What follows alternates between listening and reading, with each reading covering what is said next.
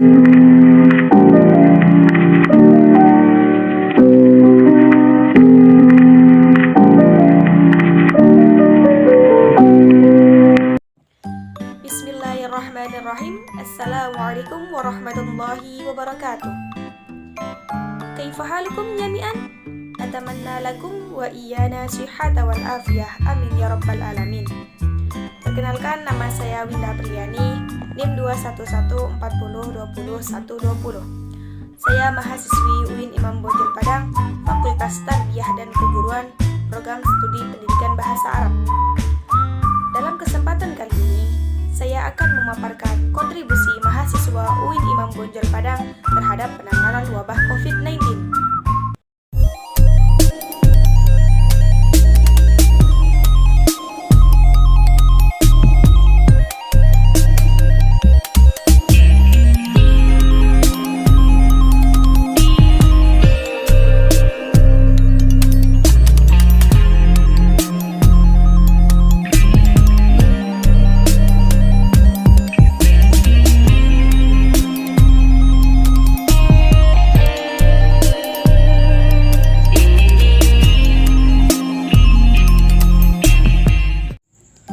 Kontribusi mahasiswa UIN Imam Bonjol Padang terhadap penanganan wabah COVID-19.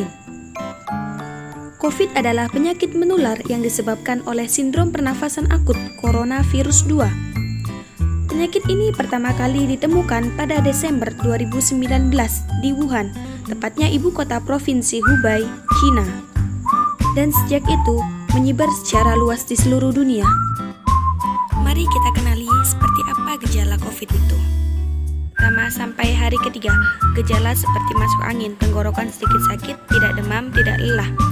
Hari keempat, sakit tenggorokan, suara serak, suhu badan naik, sakit kepala ringan, diare ringan. Selanjutnya hari kelima, sakit tenggorokan, suara serak. Pada hari kelima, gejala sulit dikenali sebagai infeksi dingin atau koroner. Hari keenam, mulai demam ringan, suhu 37 derajat, batuk berlendir atau batuk kering, sakit tenggorokan. Hari ketujuh, demam tinggi di atas 37,4 sampai 37,8. Diare banyak. Hari ke-8, demam tinggi di atas 38 derajat. Batuk terus-menerus. Selanjutnya hari ke-9, gejala berat tambah buruk, demam tidak beraturan. Kontribusi mahasiswa UIN Imam Bonjol Padang terhadap penanganan wabah COVID-19. Pertama yaitu memakai masker. Yang kedua, selalu menjaga jarak. Dan yang ketiga, selalu mencuci tangan. Yang keempat, mengikuti vaksinasi. Dan yang kelima, tidak keluar kalau tidak perlu. Dan yang keenam yaitu mengadakan bantuan sosial dengan bagi-bagi masker. Memakai masker. Masker sangat penting digunakan pada saat pandemi seperti sekarang ini, apalagi bagi orang sakit, baik itu demam, batuk, ataupun bersin, atau bagi mereka yang merawat orang sakit. Cara tepat memakai masker. Yang pertama yaitu memilih ukuran masker yang pas pada wajahmu. Selanjutnya yang kedua yaitu cari desain masker yang cocok. Bawa beberapa masker cadangan, selalu pakai masker saat bersama orang lain. Menjaga jarak.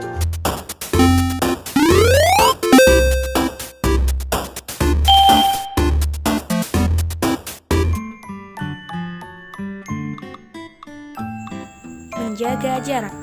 Kesadaran menjaga jarak fisik antar manusia menjadi faktor yang sangat menentukan dalam mencegah penyebaran COVID, karena perpindahan virus corona melalui mulut dan hidung sangat cepat.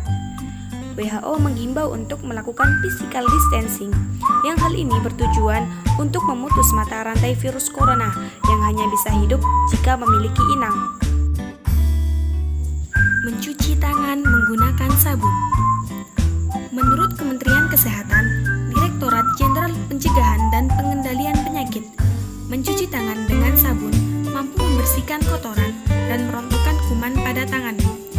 Kotoran dan kuman masih tertinggal di tangan bila kita tidak mencuci tangan menggunakan air dan sabun. 7 langkah mencuci tangan menggunakan sabun.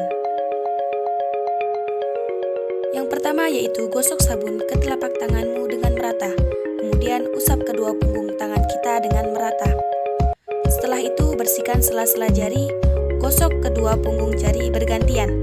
Bersihkan kedua ujung-ujung jari bergantian.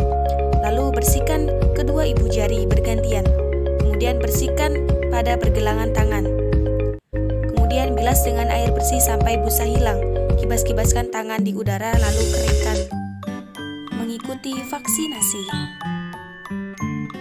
Vaksinasi COVID-19 merupakan salah satu upaya pemerintah Indonesia dalam menangani masalah COVID. Vaksinasi COVID-19 bertujuan untuk menciptakan kekebalan kelompok agar masyarakat menjadi lebih produktif dalam menjalankan aktivitas keseharian.